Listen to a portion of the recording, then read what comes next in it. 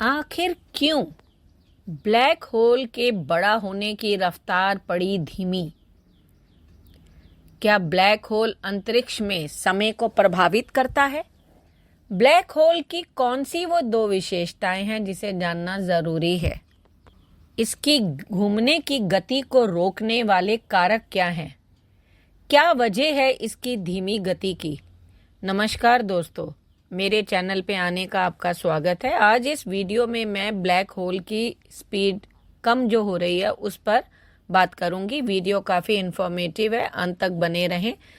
जिन्हें पसंद आता है वो लाइक, कमेंट और शेयर करें, और जो मेरे चैनल पे नए हैं वो कृपया सब्सक्राइब करें। तो शुरू करती हूँ।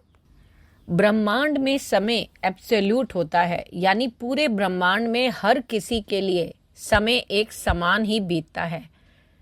आपके साथ समय जिस तरह से बीत रहा है, ठीक उसी तरह ही समय ब्रह्मांड के हर कोने में बीत रहा है। परंतु सवाल यहाँ उठता है कि क्या ये बात पूरी तरीके से सत्य है? यह बात पूरी तरीके से सत्य नहीं है।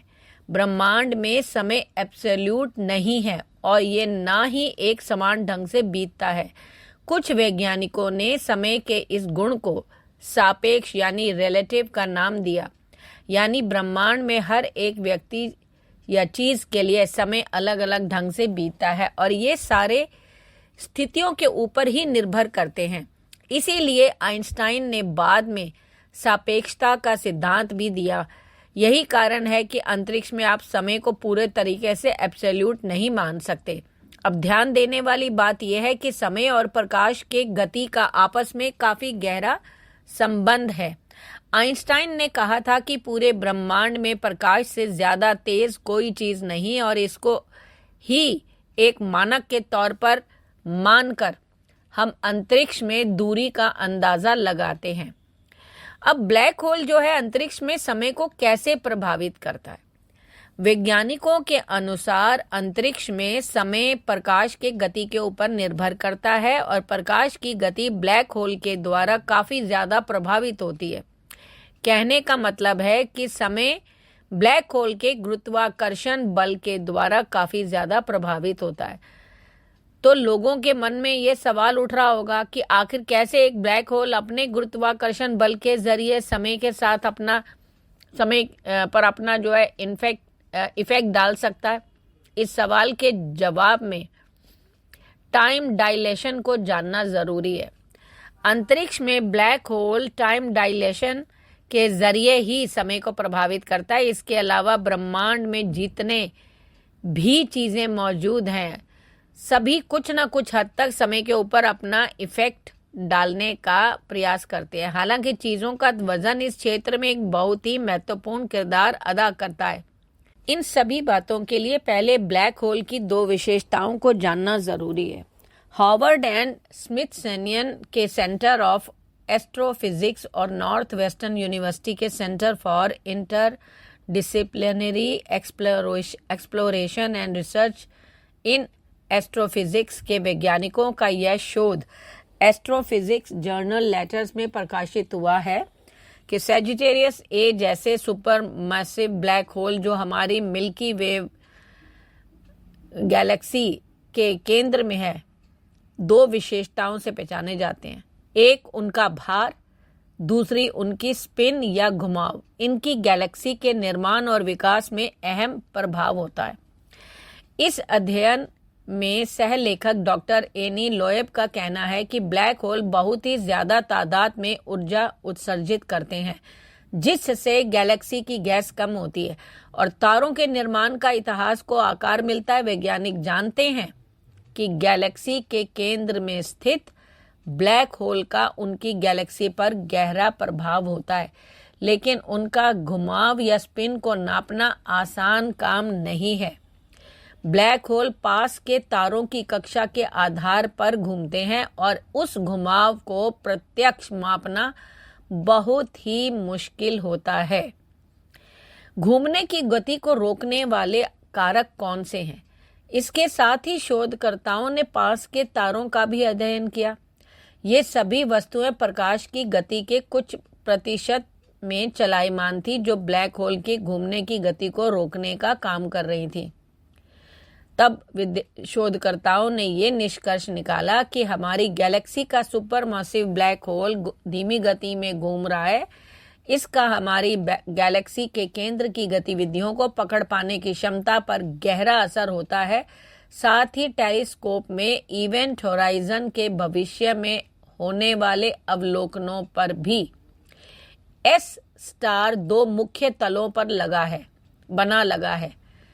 शोधकर्ताओं ने दर्शाया कि SGR-A का यदि ज्यादा घुमाव होता है तो अपने जन्म के समय के तारों की कक्षा के मुख्य तल अब तक विकृत हो गए होते। शोधकर्ताओं ने ऐसे तारों के जरिया बताया कि SGR-A का घुमाव उसकी अधिकतम सीमा का 10% से भी कम होना चाहिए। ऐसा नहीं होता तो इन तारों की कक्षाओं के सामान्य तल उसी तरह से पंक्तिबद्ध नहीं होते जैसा कि जीवन के शुरुआत से हो रहे थे। इस अध्ययन से शोधकर्ताओं को यह भी पता चला कि SGR-A का जेट उत्सर्जन नहीं होगा। जेट बहुत ही तेजी से घूमने वाले ब्लैक होल से निकलते हैं। इसके ब्लैक होल के इवेंट होराइजन संबंधी आंकड़े इस बारे में प्रकाश भी डालते हैं। सर्वे से पता चला है कि ब्रह्मांड में ज्यादातर ब्लैक होल 3 से 10 सोलर मासेस के जितना वजनी होता है और सूर्य से आकार में 40 लाख गुना बड़े भी। तो आप अंदाजा लगा सकते हैं कि ब्लैक होल का गुरुत्वाकर्षण बल कितना अधिक होगा। इनफैक्ट आप लोगों को पता होगा कि ब्लैक होल के गुरुत्वाकर्षण बल के कारण उसके अंदर से प्रकाश भी बाहर नहीं निकल पाता। इसके अलावा काफी मात्रा में वजनी होने के कारण ब्लैक होल अपने आसपास मौजूद अंतरिक्ष को रैप कर लेता है। यानी अगर हम अंतरिक्ष को एक कपड़ा और ब्लैक होल को एक भारी गेंद समझें तो गेंद के वजन से जैसे कपड़ा अंतरिक्ष यानी उसके चारों तरफ धंस जाएगा, ठीक उसी तरह ही ब्लैक होल के चारों तरफ अंतरिक्ष धंस जाता है।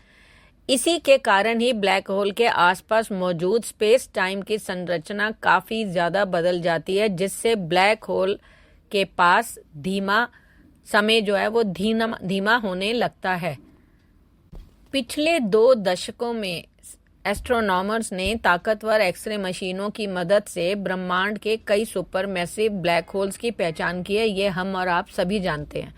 इनके डेटा से वैज्ञानिकों को यह अनुमान लगाने में मदद मिली कि सुपरमैसिव ब्लैक होल गैस खाकर जितनी तेजी से बड़े होते हैं, औसतन एक सुपरमैसिव ब्लैक होल हर साल सूर्य के द्रव्यमान के बराबर गैस को लील सकता है।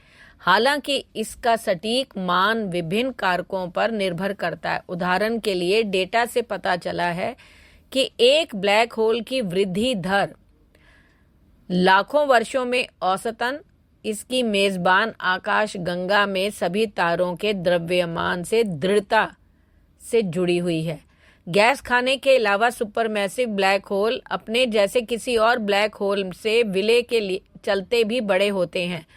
सुपर कंप्यूटर कॉस्मोलॉजिकल सिमुलेशंस से यह अनुमान लगाया जा सकता है कि ऐसी घटनाएं कितनी बार होती हैं। ये सिमुलेशन दिखाते हैं कि आकाश गंगाएं और उनमें स्थित महाविशाल ब्लैक होल ब्रह्मांडीय इतिहास के दौरान कई बार विलय से गुजर चुके हैं।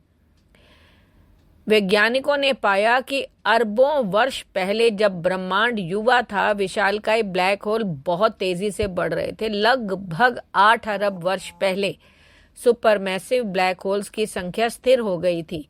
तब से इसमें कोई खास वृद्धि नहीं हुई है। जब सुपरमैसिव ब्लैक होल्स के बढ़ने के लिए पर्याप्त गैस उपलब्ध नहीं होती तो उनके बड़े होने का एकमात्र तरीका जो है वो विलय होता है। शोधकर्ताओं ने ये भी दर्शाया है कि SGR-A का यदि ज्यादा घुमाव होता है तो वह अपने जन्म के समय के तारों की कक्षाओं के मुख्य तल अब तक जो है विकृत हो गए होते। और शोधकर्ताओं के S तारों के जरिए बताया कि SGR-A का घुमाव उसकी अधिकतम सीमा का 10% से भी कम होना चाहिए। और इस अध्ययन से शोधकर्ताओं को यह भी पता चला कि अगर जेट का उत्सर्जन नहीं होगा तो जेट बहुत ही तेजी से घूमने वाले ब्लैक होल से निकलते हैं। यह शोध इस साल भौतिकी के लिए नोबेल पुरस्कार की घोषणा के कुछ दिन पहले ही प्रकाशित हुआ है, जिसका एक हिस्सा वैज्ञानिक रिनहार्ड गेंजेल और एंड्रा गेज को उनके उस शोध के लिए मिला जिसमें दोनों ने यह दर्शाया था कि SGR-A एक ब्लैक होल है। शोधकर्ताओं का कहना है कि उस शोध में भार पर जोर दिया गया था, जबकि इस शोध में घुमाव पर ध्यान दिया गया है। और जब ब्लैक होल के पास स्पेस रैप होकर सिमट जाता है, तब उसके अंदर मौजूद अलग अलग पॉइंट्स के बीच की दूरी बढ़ने लगती है। इसके कारण ब्लैक होल के पास से गुजरने वाले प्रकाश की किरणें काफी हद तक मुड़ जाती हैं। प्रकाश के किरणों का ऐसे मुड़ जाना समय को धीमा बना देता है, क्योंकि मुड़ाव के कारण प्रकाश को अतिरिक्त दूरी ट्रेवल करनी पड़ रही है, जिससे अधिक समय खर्च हो रहा है, जो कि समय को धीमा बना दे रहा है। आपकी क्या प्रतिक्रिया है? कृपया कमेंट करके बताएं। धन्यवाद।